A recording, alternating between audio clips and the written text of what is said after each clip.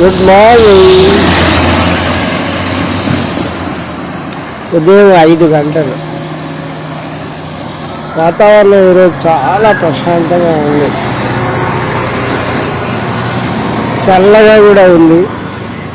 ఎండాకాలం అయిపోయి వానాకాలం వస్తున్నట్టుగా ఉంది, కానీ ఇంత చల్లగా ఉంది కదా. కానీ ఒక చిన్న బాధ,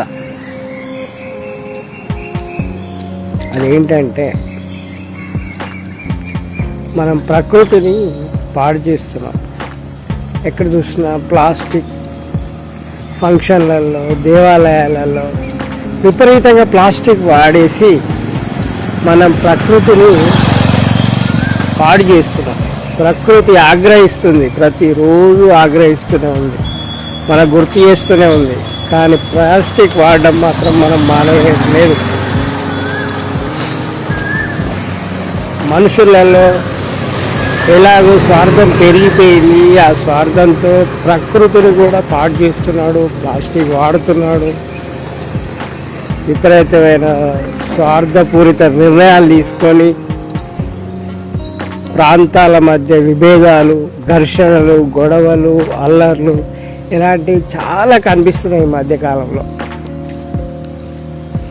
ప్రాంతాల వారిగా విపరీతమైన స్వార్థపూరితమైన వ్యవహారాలు చాలా జరుగుతున్నాయి. ప్రకృతిని నాశనం చేస్తున్నాం మనం. పెద్ద ఎత్తున చెప్పాలంటే మానవాళి ప్రకృతిని నాశనం చేస్తుంది.